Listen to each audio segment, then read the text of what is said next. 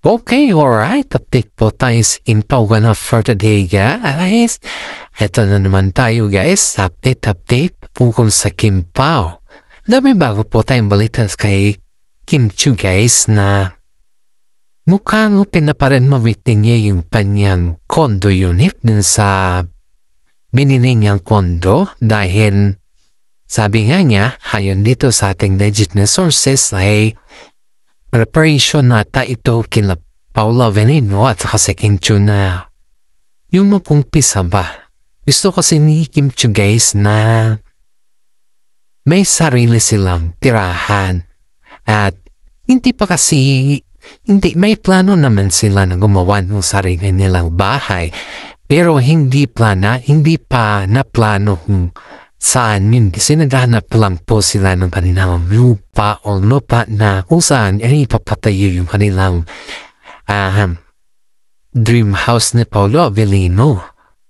Ayun kasi dito, yung first choice kasi ni Kim Chiu, guys, is hindi naman sa ayaw sa Baguio, kaso nga lang yung location kasi sa Baguio ay maraming mga earthquake, natatakot siya sa mga earthquake na nangyayari ba. Siyempre, guys, kung may earthquake na pinag-uusapan, masasayang naman yung gasto mo dahil doon naman sa Baguio, guys, is bahain talaga at saka yung lindol daw pag once na may malakas na lindol na bumagsak.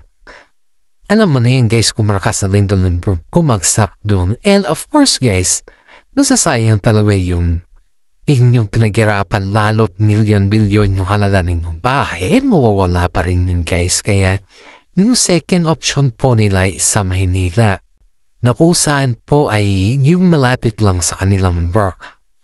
Kaya nga po nakapag-decide sila Kim Chiu at saka si Paolo Avellino na naghahanap lang ng place na kung saan doon sila manirahan o doon sila patayo yung bahay. Siyempre, kung doon nila ipapatayo kanilang bahay, iisipin ng mga karamihan na mas pabor sila sa mga malapit sa kanilang work, guys.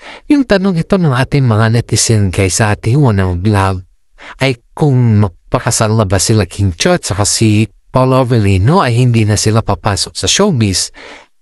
Hindi po, guys. Dahil ang showbiz po ang nabigay sa kanila ng kanilang katayuan sa ngayon. And of course, papasok pa rin sila sa showbiz, dahil diyan po sila nag-start at nakakilala eh. At hindi lang po yan, guys, iniisip din nila Kim Chiu at si Paolo na hindi na sila kumuha ng mga kissing scene na project. Dahil kapag kumuha pa sila ng kissing scene na project at they are already coupled, mahirap naman yun, guys, kasi alam na naman na may kissing scene pa sa ganun na lagay, diba? May sabi ng mga karamihan na mas maganda na mga comedy film or something na mga romance kung silang dalawa lang naman yung mag-romance, okay lang naman yun. Pero yung sa iba sila may partner, may issue na siguro yun. Yun po yung idea ng mga karamihan dito, guys. Pero sa kanila naman is okay naman sa kanila. Maraming mga netizen po ang nagsasabi na si Paolo Avellino po ay okay siya sa lahat. Pwedeng kissing scene, pero wag naman was in a kissing scene ba yung funny moment or something na mga horror or mga funny moment lang, yan na siguro is pwede sa kanila pag they are already married. At ito pa, guys, yung nasalap natin na balita. Si Paolo Avellino po ay kapag-decide rin na hindi niiiwan ang showbiz. Kagaya din po kay Kim Chiu na hindi niiiwan ang showbiz dahil gusto nila na tuloy-tuloy pa rin sila sa showbiz hanggat wala pa silang anak. Yung guys, kapag may anak ka na kasi, doon mo na kasi magkikita yung obligasyon mo, responsibilidad mo bilang isang magulang. Kailangan mo silang i-sustain or alagaan, di ba?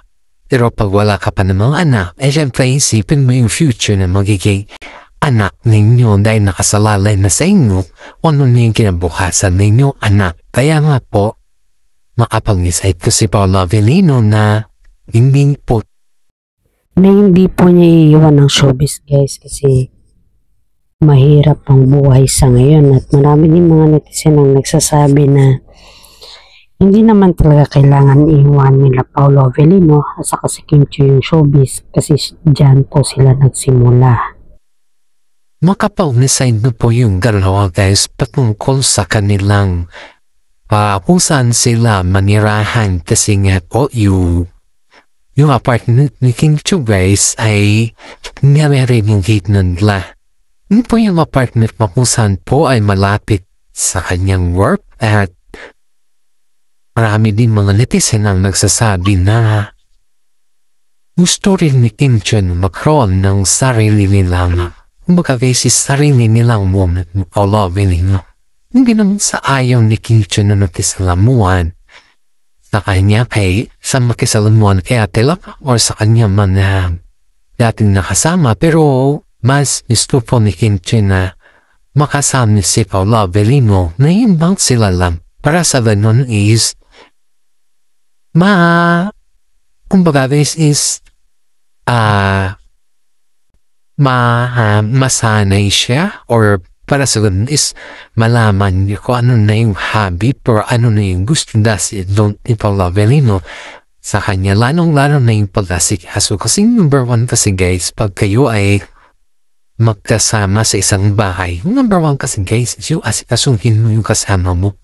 Hindi na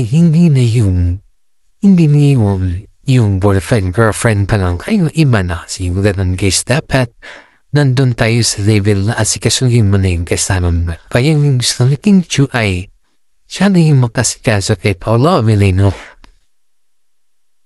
Wala na iba. Iyan po yung point ni King Chiu dito guys. Kaya marami mga netizen po ang nagsasabi na napakaswerte pa rin ni Paolo dahil si King Chiu po ay binibigyan niya talaga ng panahon or binibigyan niya talaga ng uhas si Paolo Avellino. At in desa, may plano yung dalawa guys na maghanap ng lupa. Dahil may plano sila about sa future house nila guys.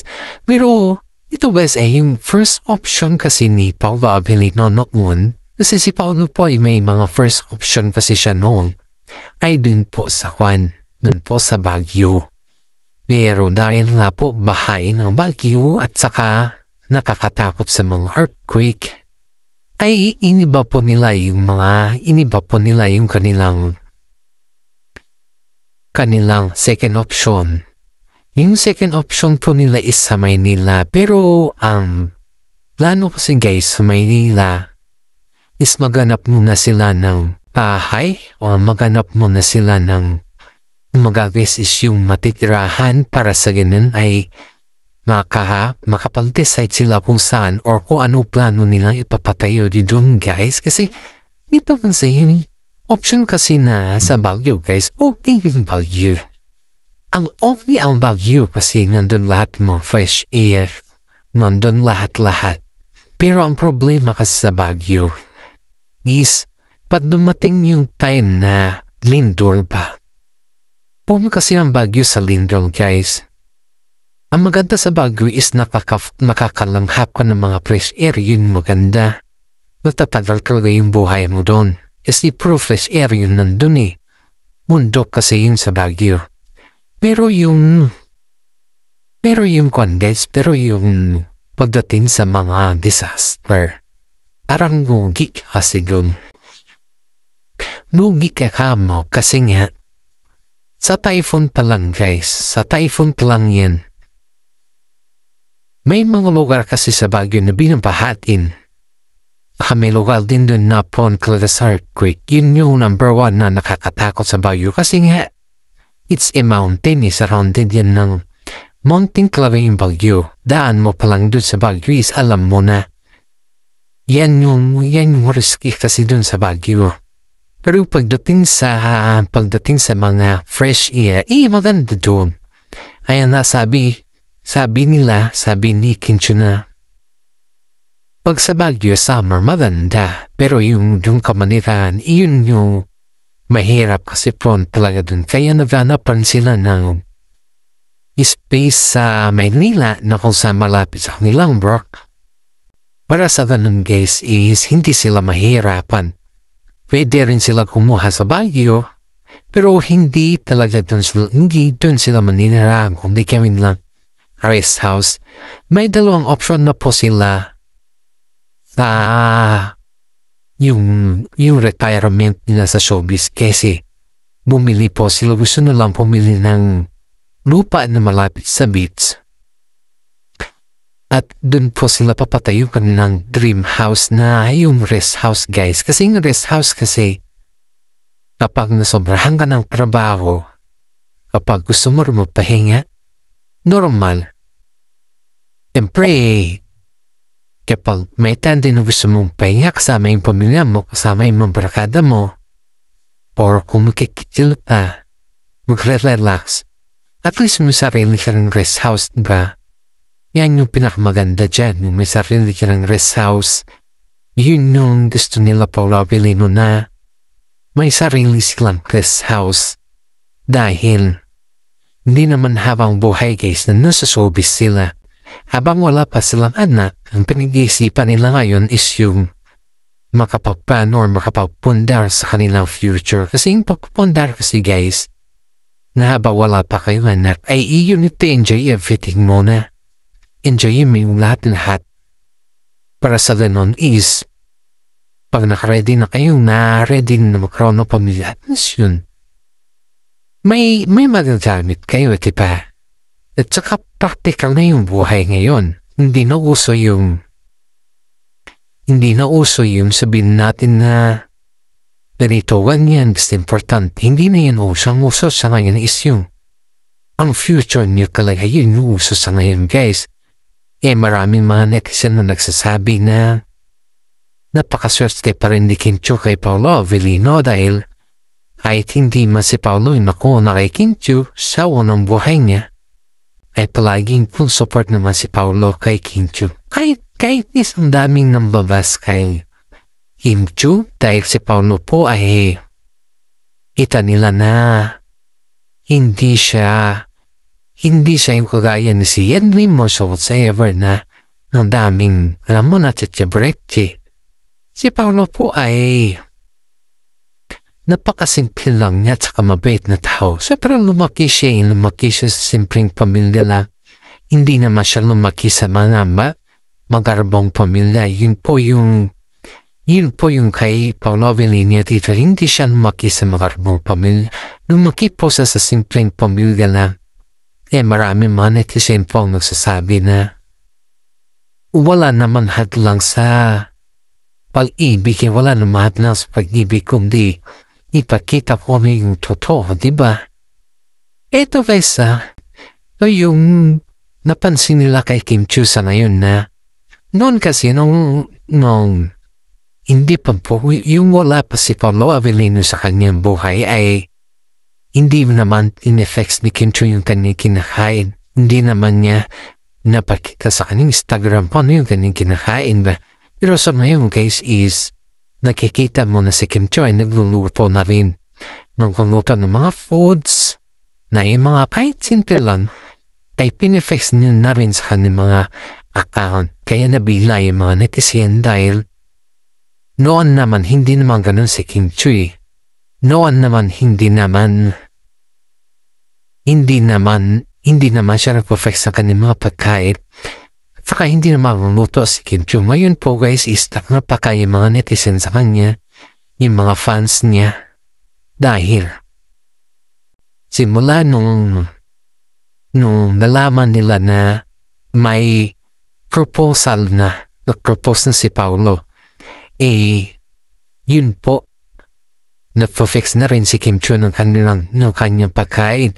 Pero in fairness guys yung may ambush interview kasi kay Paolo guys, hindi sana malaman na nga po publiko ito kung wala yung hindi nagkaroon na ambush interview si Paolo guys. Ito kasi nangyari dito guys.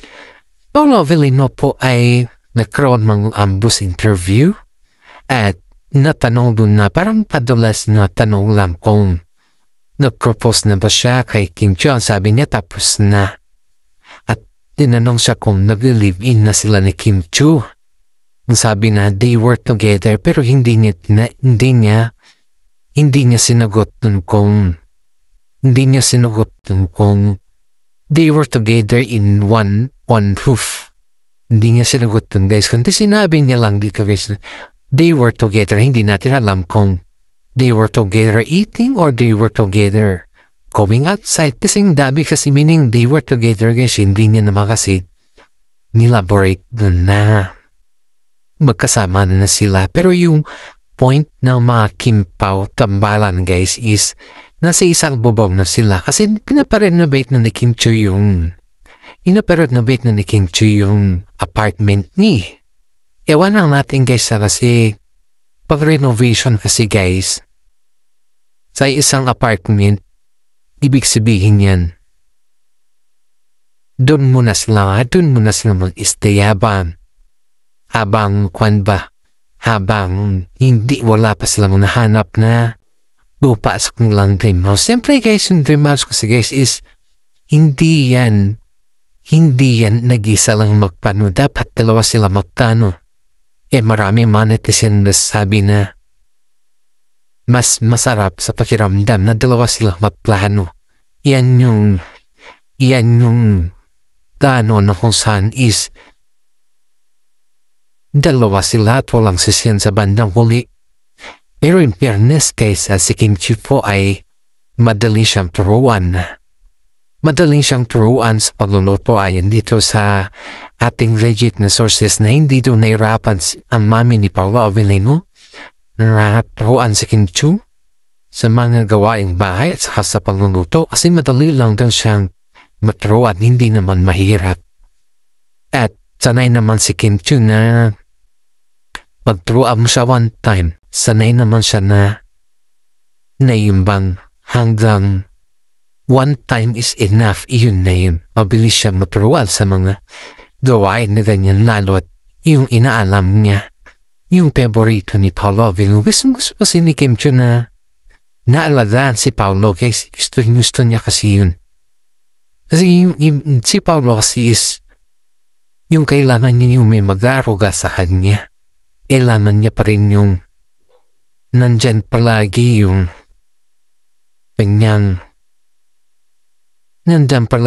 kanyang si Kim Chu. Dahil si Kim Chu po guys is alam niya kung paano niya ilagaan si Paolo dahil kahit magka 3 years pa lang sila guys, alam niya na talaga, alam niya kung ano yung kanya Paolo. Alam niya lahat yun. Dahil kitang-kita mo dito guys yung sinasabi na napakabait ni Kim Chu kay Paolo Avellino. Kaya nga po, no-full kagad si Paolo kay Kim Chu. Kaya nga po, balak niya talagang simula pa nung sila nagtambal is makikita mo dito yung chemistry nilang dalawa. Dun sa line lang guys, dun nag-start yun eh. Alam kasi ng mga tao, no? Mas mga chemistry nila Kim Chu at si Paolo Avellino dun sa line lang. Marami nagsasabi na gustong-gusto ni Paolo Avellino na ipakita kay Kim Chu na mas mahalaga ang pamilya. Mas mahalaga si Kim Chu sa kanyang buhay. Kaya yung bang kita mo yung adjustment ni Paolo Avellino kay Kim Chu guys na kahit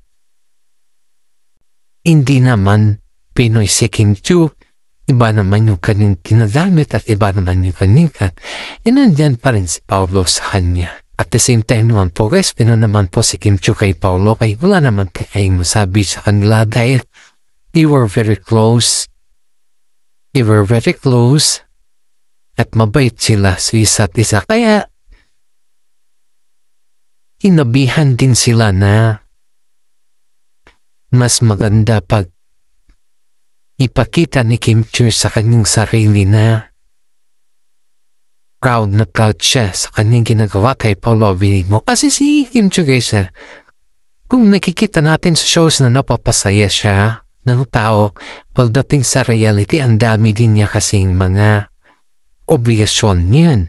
Ganon din po si Paulo, ang dami din yung obligation. Pero yung iniisip talaga nila guys, sana yun is yung wedding nila, yung wedding proposal nila. Kasi, ipin mo yung wedding proposal nila. Ipin mo yung ganapan nilang dalawa.